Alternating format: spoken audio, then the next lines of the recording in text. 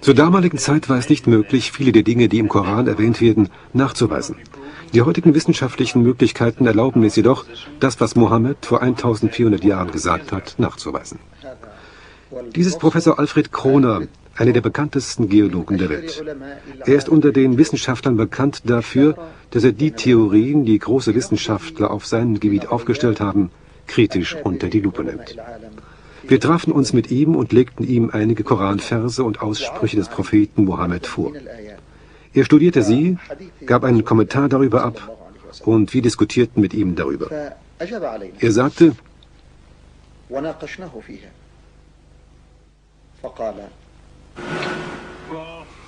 Ich habe über viele dieser Fragen nachgedacht und wenn man bedenkt, woher Mohammed kommt, er war letztlich ein Beduine, dass es ziemlich unmöglich ist, dass Mohammed von Dingen wie dem Ursprung des Universums gewusst haben kann, da die Wissenschaftler diese Tatsache erst in den letzten Jahren mit äußerst komplizierten wissenschaftlichen Methoden herausgefunden haben. Dies ist eine Tatsache. Professor Kroner wählte als Beispiel, welches darauf hinweist, dass der Koran unmöglich von Mohammed, der des Lesens und Schreibens unkundig war, selbst stammen kann, Folgendes. Es handelt sich um die koranische Beschreibung des aus einem entstandenen Universum. Der folgende Koranvers beschreibt dies. Und sehen nicht diejenigen, die den Glauben verweigern, dass die Himmel und die Erde beide etwas Zusammenhängendes waren. Dann haben wir sie beide zertrennt und wir haben aus dem Wasser jedes lebendige Ding gemacht. Über den Versteil, dass die Himmel und die Erde beide etwas Zusammenhängendes waren, dann haben wir sie beide zertrennt, sagten die Korankommentatoren Mujahid, Ibn Abbas und andere. Dies bedeutet, sie hingen einander oder waren zusammengeklebt, woraufhin sie getrennt wurden. Mujahid und Ibn Abbas lebten etwa zur Zeit des Propheten. Professor Kroner nahm diesen Koranvers, um zu illustrieren, dass dies nicht von Mohammed stammen kann und dass es nicht möglich ist, dass dies die Menschen seiner Zeit gewusst haben. Jemand, der vor 1400 Jahren gelebt hat und der nichts über die Atomphysik weiß, für den ist es meiner Meinung nach nicht möglich, verstandesmäßig zu einer Erkenntnis wie der zu kommen, dass die Himmel und die Erde denselben Ursprung haben oder eine der vielen anderen Dinge, die wir hier diskutiert haben. Professor Kroner hat uns während der Diskussion nichts geschenkt. Er hat überall dort Ausflüchte gefunden, wo sich eine Gelegenheit bot. Als Beispiel hierfür möchte ich erwähnen, wie wir über den damaligen Zustand Arabiens diskutierten. Wir fragten ihn, ob es in Arabien Gärten und Flüsse gab, worauf er antwortete, ja. Worauf wir fragten, wann das gewesen sei. Er antwortete, in der Eiszeit, die die Erde durchgemacht hat. Damals türmte sich das Eis am Nordpol auf und dehnte sich in Richtung Südpol aus. Als es in die Nähe der arabischen Halbinsel kam, in relativer Nähe natürlich, änderte sich das Klima und Arabien wurde zu einem der Gärten, Flüsse und niederschlagreichsten Länder der Erde. Wir fragten ihn, ob es in der Zukunft in Arabien wieder so werden wird, worauf er antwortete, ja, dies ist eine wissenschaftliche Tatsache.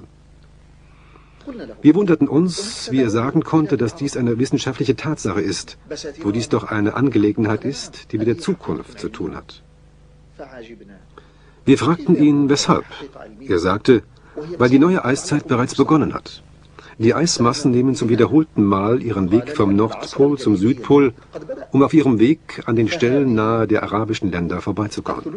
Dann sagte er, zu unseren Hinweisen dafür gehören die Schneestürme, von denen Sie hören, die alljährlich die nördlichen Städte Europas und Amerikas heimsuchen. Diese gehören zu den Hinweisen, die die Wissenschaftler haben, und sie haben noch zahlreiche andere. Dies ist eine wissenschaftliche Tatsache.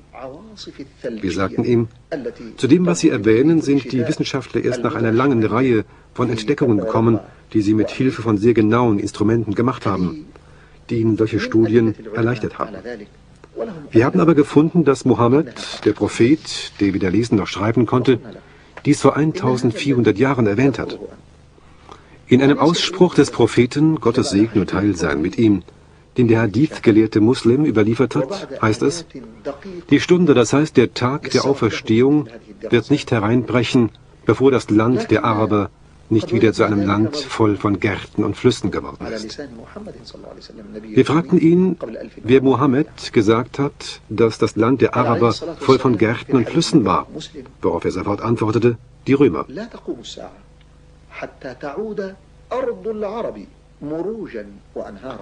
Ich erinnerte mich an seine Fähigkeit, schwierige Situationen zu meistern.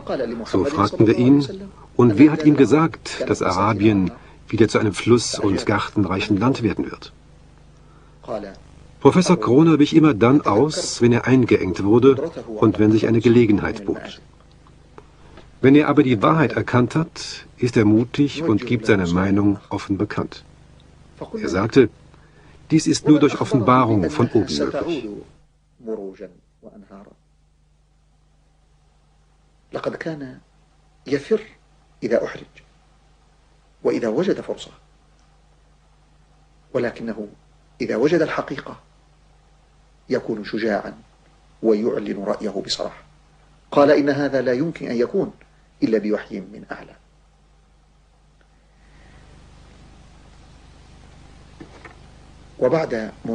Im Anschluss an unsere Diskussionen nahm er dazu Stellung, indem er sagte,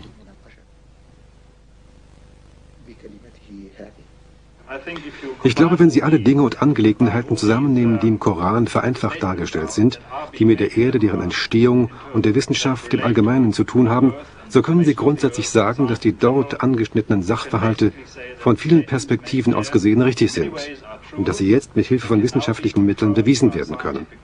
Und dass man in gewisser Weise sagen kann, dass der Koran das vereinfachte Wissenschaftsbuch für den einfachen Mann ist und dass viele der in ihm angeschnittenen Dinge unmöglich zur damaligen Zeit bewiesen werden konnten.